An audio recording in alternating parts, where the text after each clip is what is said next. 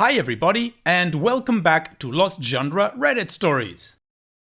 This post is from the subreddit Relationships, and it's by user Tacita Tacito.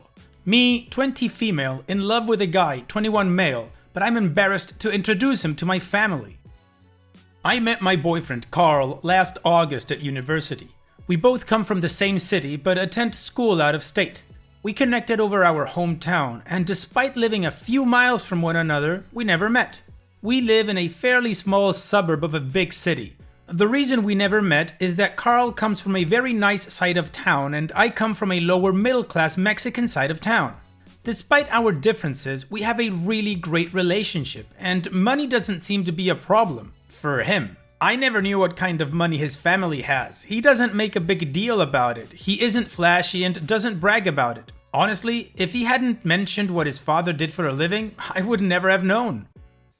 Recently, we returned home for a visit over a long weekend. It happened to also be my birthday. His family wanted to meet me and celebrate my birthday, so they met us downtown and we went for dinner. I was fully prepared to pay for my portion until we got to the restaurant. They took me to a restaurant within a hotel. A hotel whose first name is also the name of a buttery cracker and the second name is Will Smith's cousin in Fresh Prince. They bought me some lovely earrings and we had a delicious dinner. My measly $25 was not going to cover my portion, so I stayed quiet. I had a really great time. His family is really nice. They seem to get along really well and are very close. Those things are important to me. We went back to his house. My parents picked me up there, and it was like a palace. I couldn't believe it. Tonight we are leaving and Carl is driving home. Cool. The problem is, I'm a bit embarrassed. My family is solidly lower middle class. I'm in school on a scholarship. Carl's allowance is comparable to my father's salary. Not even kidding. We're supposed to have Carl over for dinner tomorrow and I kind of want to cancel. Carl is excited to try traditional Mexican food as my abuela makes it, but I'm really nervous. I called home and talked to my older sister. She thinks Carl is slumming it with a Latina and that I shouldn't bring him here. I had never even considered that. I really want to introduce him to my family, but I'm embarrassed and don't want to be judged. My sister's comments didn't help and have only made me more uncomfortable. Would it be rude to wait until we've been dating longer? We've been together since August. Or should I prepare him for what a middle-class family or house is like? Am I being neurotic? I'm proud of what my family accomplished, but just don't want anyone to look down on them or on me. I've never dated a white guy, let alone someone with money. I constantly feel like I'm not good enough and too poor, but he's never acted in a way that would make me feel that way, which makes me feel bad for passing judgment. Well, OP, in my opinion, all of this is right now only in your head, and of course your sister's comments did not help. For me, the key about all of this is in that last sentence that you say that he's never acted in a way that would make you feel not good enough. Additionally, his family has treated you with nothing but respect. They invited you to a restaurant to celebrate your birthday and they gave you a gift and you had a lovely time. Also, you talk about being proud of what your family has accomplished, but you've also said that you feel embarrassed and you don't want to be judged or you don't want for people to look down on them. The thing is, OP, there's always going to be prejudice and judgmental a-holes out there, like your sister apparently, but your boyfriend or his family haven't shown any of these things. If you are proud of your family like you say, then don't cancel and take him home to meet them. And what do you guys think, or what would you do if you were in OP's shoes? Let me know in the comment section, and now let's move on to the community comments to see what they said. Invincible Summer 1066 says, "Your sister sounds like a jerk, and Carl and his family sound lovely. I think it's fine to bring him to meet your family. He's excited. He knows where you are from already and clearly doesn't judge. He's not slumming it at all. He met an awesome compatible woman and is smart enough to know that compatibility is what matters. Besides, getting into a good school on scholarship is impressive, not embarrassing. I imagine he and his family admire you for all the hard work you've done." Wondering Dev says, "It sounds like your sister has the problem. If he introduced you to his parents, he's not just slumming it. You know what kind of person he is. Does he look down on people? Does he treat people in service jobs badly? It sounds like he's interested in you and your culture and wants to meet your family.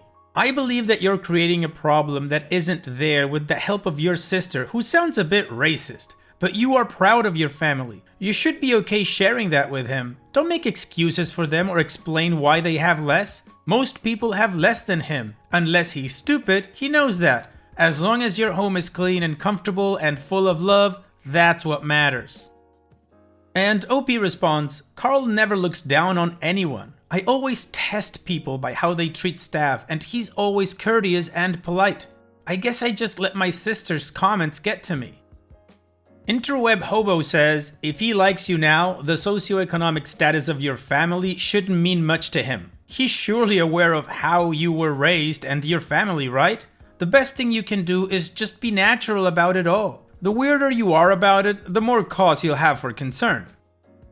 I'm gonna say that you're probably being a bit neurotic. First, don't even feel embarrassed to introduce someone to your family unless they give you a good reason. It sounds like your family is filled with people who love and care about you. Well, except maybe your sister, but that could just be bad advice. And have always wanted the best for you. That's what really matters, and all that should matter to someone who really loves you. Second, if some guy has a problem with your parents because of money or whatever other ridiculous reasons, they aren't good for you anyway. I don't think having more time to fall deeper in love with you will really change it that much. Listen, coming from money and wealth does not mean the person is stuck up about their wealth or too used to nice things. My father is a doctor, and I was very lucky to be raised in a household where money was never a problem. My wife was raised in a double wide, a trailer, a term I didn't even know before meeting her, for the first 12 years of her life, and out in the country on a family farm for the following 6. When I met her parents, it didn't matter to me what amount of money they had or how nice their things were. I was head over heels for this woman and was thrilled to be meeting people she respected so dearly. Take a deep breath and realize he loves you. Then realize that even if this is somehow a deal breaker, it won't be, he's probably not the right person for you. Well, I couldn't agree more with the commenters. So now let's move on with the update to see what OP ended up doing. So I first wanted to thank everyone for their kind and supportive comments. On the drive from school to my place, we were talking and I brought up the subject of wealth and the differences between the middle class and the wealthy, such as lifestyle, etc. He knew I was going somewhere with it, so I flat out told him, yeah, I could have been more delicate. He was really hurt and said that he's not sure why I would feel that way, but that he certainly would not hold anyone's wealth or lack of it against them. Families are families, and that's what is important. I realized that a lot of this was in my own head, which made me feel like a real butthole. We stopped at my home and my parents, sister and brother met him. My brother, who is 16, asked if he owned a Ferrari and or could he buy one. Carl laughed it off and said he was banned from owning a Ferrari after leaving a chocolate bar in the glove box. I was really impressed with how well he handled himself and impressed that he knows and understands more Spanish than he lets on. He went home and my family sat around playing cards. I told my parents how relieved I was that things went well and they asked why. Again, I should learn to clamp my mouth. I told them I was worried about the disparity in wealth, etc. They were a little hurt, but fortunately, my big-mouthed sister said that Carl was slumming it. That took the attention off me and onto her. Saturday, Carl came over at noon, brought a gift, which was really sweet and well received, and we had a great time. My abuela, my aunts, and uncles all think he's great. My parents like that he's grounded, smart, and driven. My abuela loved that he loves to eat. She fed him a lot of everything, so much so that he wound up laying on the floor to digest. Everyone thought he is really nice and that we make a great couple. My sister, you were all right. It's a jealousy thing. She kept trying to intimate that it must be hard to be at poor people's houses, and that being with all these Mexicans must be really scary. When I'd hug him or cuddle up with him, she'd get passive-aggressive and make comments about how I was no longer pure. My sister is one to talk. Suggested that he could do better and told him about the time I poured water on her painting. I was too. She got upset when my brother showed interest in Carl, both bonded over their love of cars. My sister was a nuisance the entire day and eventually left. She came home later on, and to her credit, she apologized. She said she was angry that she's older than I am, but still single, and that I had met someone who made me happy and seemed to be a really earnest and nice guy.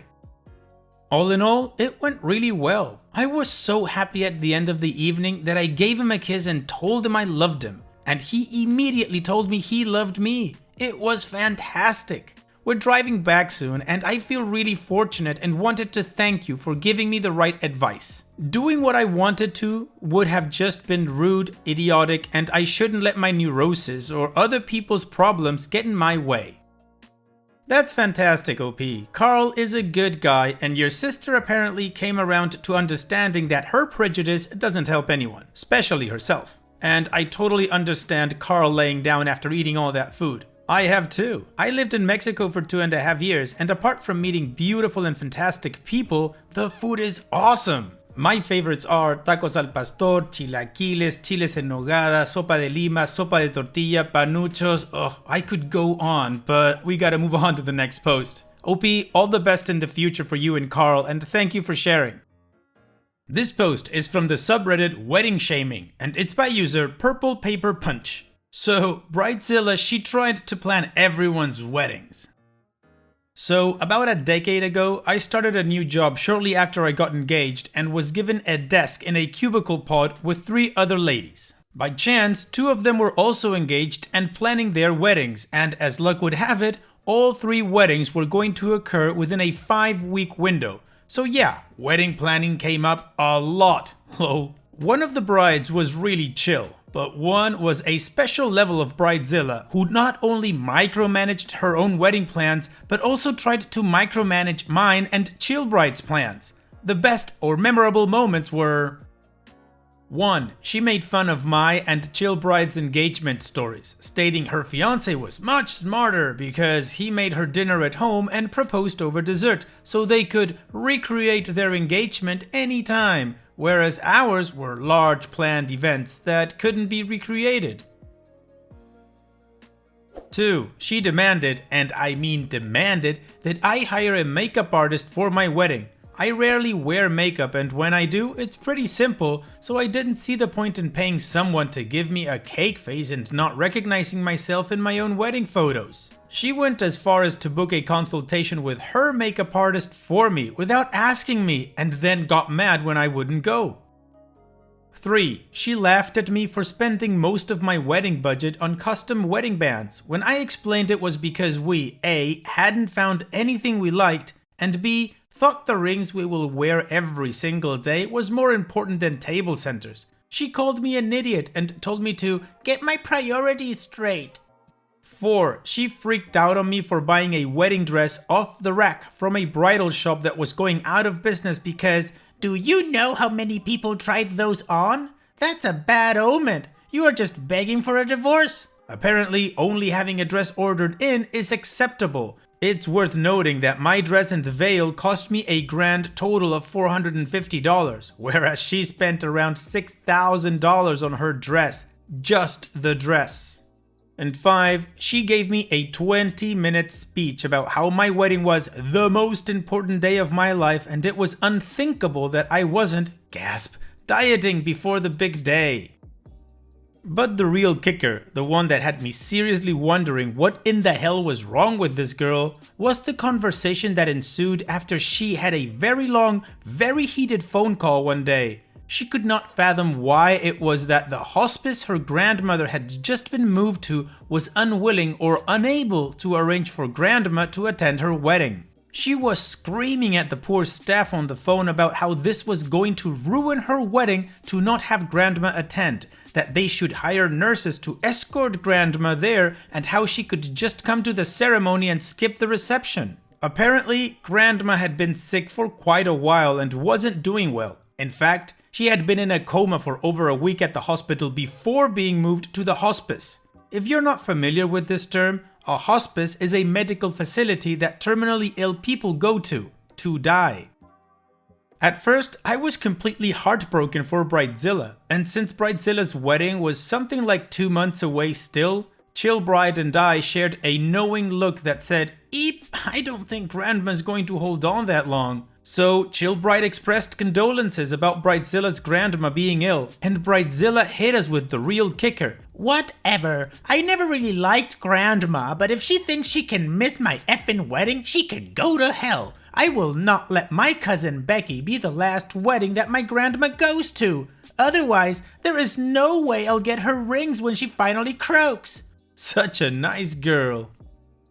But because karma is a bitch, the real treat for me was the wedding results. Chill Bride and I had awesome weddings, but Bridezilla's, well, that's another story. Her makeup artist was horrible, and she ended up looking super pale on her wedding day due to poor color matching on the foundation. The flower table centers she blew like a quarter of her budget on all ended up wilting in the fridge at the venue the night before the wedding. Her wedding ring didn't fit. She store grabbed the wrong size and they never noticed when they picked them up. So she had to get it resized and was without a wedding band for 3 weeks.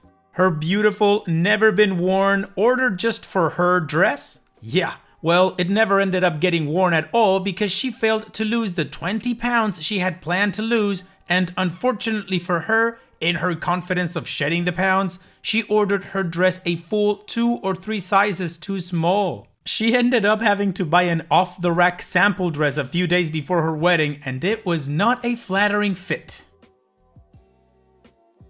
Chill Bride and I eagerly shared photos and stories when we got back to work. Our office even had a little bridal buzz page in our monthly office newsletter for the 3 of us since all 3 weddings were so close together. Chill Bride and I both had photos in said newsletter, but Bridezilla refused to include a photo due to how bad her makeup and dress looked. Apparently, she didn't have a single photo from her wedding day that she actually liked.